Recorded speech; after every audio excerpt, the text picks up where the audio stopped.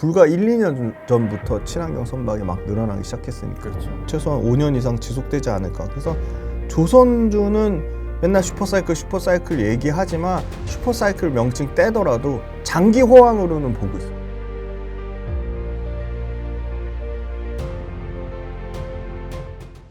그다음에 대표님께서 워낙 평소에 또 네네. 기업 분석 좋아하시고 네네. 그 중에서도 이제 펀더멘탈 실적 네네. 이런 것도 좋아하시잖아요. 네네. 그래서 또 좀 더 여쭙고 싶은 게 이번에 2분기 실적 시즌이 거의 마무리가 됐기 때문에 네. 이번 2분기 실적 시즌 어떻게 좀 보셨는지 네네. 그 중에서도 좀 유난히 실적이 좋은 주식들이 있었는지 이런 것들 한번 정리해 주실 수 있을까요? 네, 실적 시장을 주도하는 거는 실적 다 잘 나왔습니다. 기본적으로 방산 실적 잘 나왔고요. 그다음에 실적 턴어라운드 하면서 잘 나오는 게 조선이 잘 나오고 있고요. 그다음에 그 반도체는 전체적으로 다 잘 나왔다기보다는 종목별로 차별화가 있었다. 그리고 실적 잘 나온 게 화장품 잘 나왔습니다. 예, 그리고 미용 의료기기 잘 나왔고 2차전지 실적이 안 좋았습니다. 예상보다 실적 잘 나온 것들이 있어요. 네이버, 네, 카카오. 카카오도요? 네, 실적이 잘 나왔습니다. 좀 특이하네요. 네, 아직 금리 인하를 실질적으로 한 것도 아닌데. 그렇죠. 선반영할 수 있죠. 네. 그러면 이제 정리를 해보면은 실적이 좋게 나온 섹터가 대표적으로 방산, 네. 조선, 일부 반도체, 네. 화장품, 미용 의료기기. 네네. 사실상 최근 시장에서 다 주가 주도주예요. 흐름이 네, 맞습니다. 좋았던 쪽이네요. 주도주가 실적이 다 좋기 때문에 결국은 시차는 존재하지만 주가는 실적을 따라간다. 실적만 잘 분석을 하고 앞으로 실적이 좋아질 거라고 잘 예상을 하면 굉장히 주식 투자를 하는 성공 확률을 저는 높일 수 있다고 봅니다.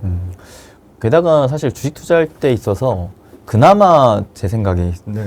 난이도가 좀 적다라고 네. 난이도가 낮다라고 생각하는 거는 네. 이 숫자를 보는 거라고 생각을 하거든요. 맞습니다. 정직하게 나오는 숫자를 계속해서 팔로우 하면서 그렇죠. 네. 실적이 성장하는데 비해서 아직 좀 많이 안 올랐다거나 네, 맞습니다. 네. 이런 쪽이 뭐 고수익을 노리기보다는 좀 더 이제 탄탄한 수익을 좀 네. 얻어갈 수 있는 전략이지 않을까 네, 싶은데 그러면은 이제 2분기 실적은 이제 끝난 거잖아요. 그렇죠. 사실상 이 부분은 주가에 뭐 거의 맞습니다. 다 반영됐다라고 보는 거고 남은 이제 3, 4분기 실적을 봤을 때 좀 앞으로의 실적이 기대되는 쪽도 있을까요? 앞으로 실적 기대되는 게 일단 첫 번째 조선인데요. 조선 심플하게 딱 두 가지가 첫 번째는 배 가격, 신조선가가 계속 올라가는지 아니면 신조선가의 신조선가 증가율이 둔화되는지 그다음에 두 번째는 배들 만드는 것 중에 비싼 배 많이 파는지 결국은 다 친환경선이거든요. 그쵸. LNG선, LPG선 그다음에 뭐 암모니아선 이런 것들인데 이런 게 판매량이 늘어나고 있는지 수주잔고 이미 역대급으로 갱신했는데 여기서 더 성장할 수 있는지 그다음에 네 번째가 조선업체들의 가장 큰 비중 차지하는 게 후판이거든요. 후판. 그렇죠, 그렇죠. 네, 후판 가격 하향 안정화되는지. 이게 워낙 네. 고정비가 가장 네. 큰 거니까. 그러면 그런 측면을 보면 이 네 가지가 지금 너무 다 좋은 상황이다. PQC가 다 좋은 네, 상황이네요. PQC가 다 좋은 상황이다. 근데 신조선가 일단 뭐 샘플 말씀드리면 신조선가가 과거 10년 동안 최고 피크 찍은 게 대략 그 194인가? 그 정도가 피크거든요. 신조선가 기준으로. 지금 180대 후반이거든요. 거의 신고가 영역에 도달을 했습니다. 네. 그래서 여기서 빠질 확률보다는 194 그 이상 찍지 않을까. 그럴 확률이 높다고 보고 있고 두 번째는 이 선박도 노후 선박을 교체를 하고 있습니다. 선박의 그 가동 연도가 대략 맥스 15년에서 20년이거든요. 근데 지금 15년, 20년 된 배들이 2005년, 2006년 그때 떠다녔던 배들 있잖아요. 지금 전체 배들 다니는 거에 50% 이상이에요. 많이 교체돼요. 노후화된 선박이. 그때 당시가 또 조선의 슈퍼사이클 시대였잖아요. 맞습니다. 그만큼 많은 배가 건조가 되었고 네네. 근데 그 많은 배가 건조가 되었던 만큼 지금 이제 노후화가 그렇죠. 많이 되어 있는 네. 거죠. 그런데 그냥 노후화된 게 아니라 그냥 노후화된 거를 친환경으로 바꿔야 돼요. 그렇죠. 그러면- IMO에서 맞아요. IMO 조건을 만족하는 어떤 특정 장치를 달거나 새로 배를 바꿔야 되는데 특정 장치 다는 것보다 배를 바꾸는 게 더 싼 경우가 발생하니까 지금 배를 바꾸려고 하는 거고요. 네네. 배를 바꾸는데 그럼 어디다 줄 거냐? 일본에다 주는 거는 이미 이제 너무 그 규모가 완전 줄었고요. 결국 우리나라 아니면 중국인데 중국이 친환경성 LNG선, LPG선은 기술력이 떨어져가지고 못 만드니까 중국은 선사들 중에 유명한 얘기가 있어. 중국이 만든 배가 바다 한가운데 서가지고 난리가 났거든요. 그러니까 유럽 선사들이 뒤집어진 거예요. 야, 중국 배 어떻게 도대체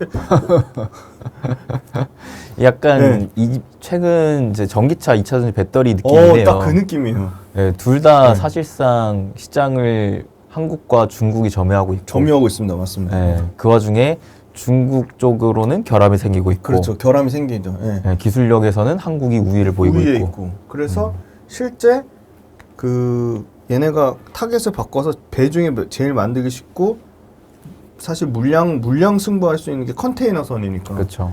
컨테이너선은 엄청 물량 발주를 받아놓은 거예요. 근데 컨테이너선 자체도 중국이 다 못 쳐내는 물량 중에 조금 그 단가가 비싼, 그러니까 그 평균 인도량보다 더 높은 수준의 컨테이너선을 우리나라 업체가 최근에 HD, 현대, 중공업, 삼성, 중공업, 뭐 하나오션이 나오고 있거든요.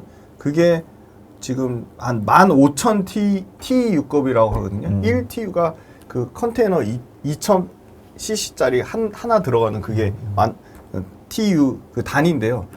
그걸 싹쓸이 하고 있어요. 지금 대만 들어가는 거, 중국 들어가는 거 물량에 HD, 현대, 삼호조선, HD, 한국조선해양이 지금 가져가고 있고요. 그 발주사 유럽 선사 중에 대형 뭐 원탑이라고 할 수 있는 게 머스크인데요. 머스크.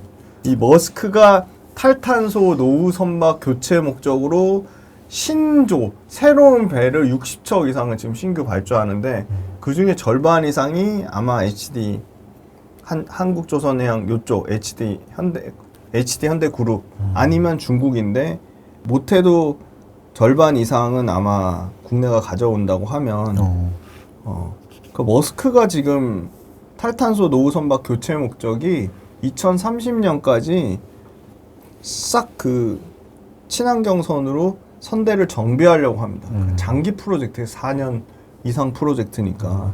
그럼 2026년에서 2030년까지 하면 배를 만들 수 있다고 끝나는 게 아니고요. 배를 만들 수 있는 공간이 있어야 돼요.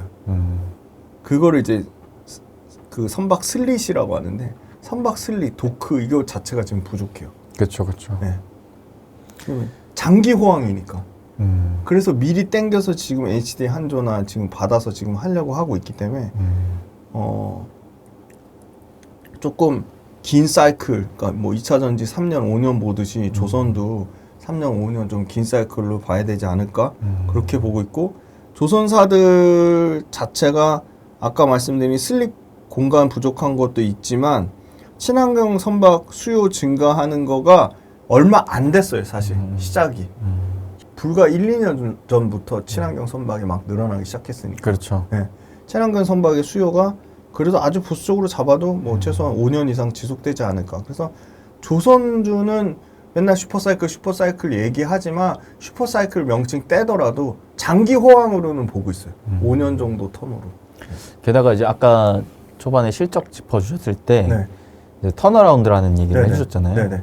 그 자체가 기존까지는 아무리 슈퍼사이클 네. 하더라도 네.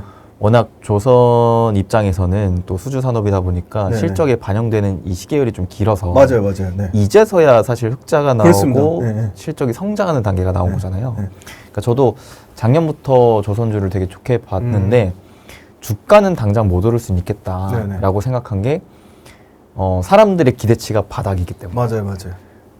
근데 조선 그쵸. 주가가 맨날- 올라가려면 네. 기대치랑 실적이 같이 올라가야 되거든요. 그쵸. 실적 안 만져도 상 기대치가 받으면 주가가 못 올라요. 왜 이 두 개의 곱하기니까. 그렇죠. 그래서 야 그러면 조선이 도대체 언제쯤 올라갈 수 있을까 혼자 고민하다가 사람들의 그 물음표가 느낌표로 바뀔 때쯤 올라가겠다. 그게 언제일까? 실적이 마이너스에서 플러스로 전환될 때일 것 같다. 네네. 그래서 이제 계속해서 지켜보고 있었는데 아니나 다를까 올해 흑자 전환 시기 때부터 조선주가 좀 강하게 올라가더라고요. 네네네.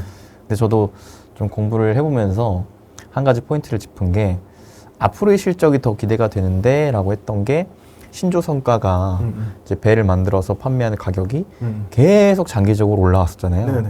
그러니까 그만큼 앞전에 수주를 받아놨던 이제 저가 수주 물량이 이제서 거의 마무리 단계가 되고 네네. 앞으로는 그 지금까지 계속 비싸게 받아놨던 네.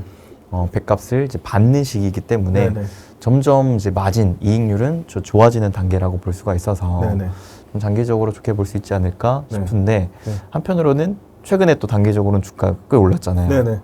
이 부분은 좀 어떻게 봐야 될까요? 굉장히 중요한 얘기를 해주셨는데 수주가요 딱 올해 사상 최대 실적 찍어서 2023년부터 사상 최대 실적 얘기가 나왔어요. 사상 최대 실적이 언제 반영되냐?